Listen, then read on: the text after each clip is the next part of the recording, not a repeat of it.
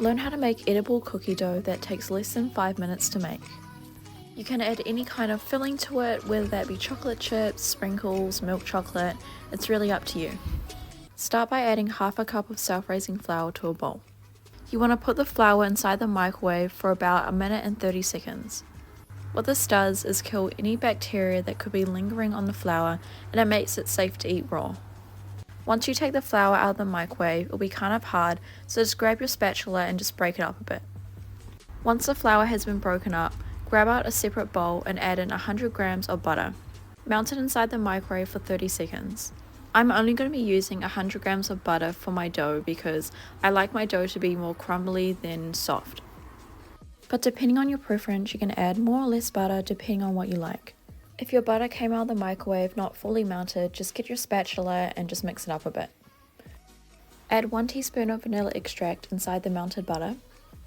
Mix it up and then add in 1/4 cup of brown sugar to the flour. Pour the melted butter on top of the brown sugar and the flour. Use your spatula to pour out every last drop of the butter. Gently use your spatula to mix in the brown sugar, butter and flour together. Eventually, with continuous mixing, it will form a dough. If your dough is too crumbly and dry for your liking, just add in more butter and keep mixing.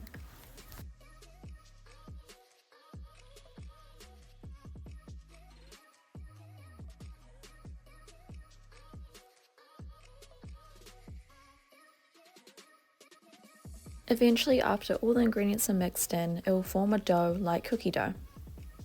At this point, you can add in any kind of topping that you like. I chose to go with milk chocolate and sprinkles. If you're stuck for some ideas on what to add to your cookie dough, I've listed some nice combinations in the description below. Go ahead and mix in your favorite toppings and it's ready to eat. The cookie dough can last up to 5 days inside a refrigerator or 2 days at room temperature.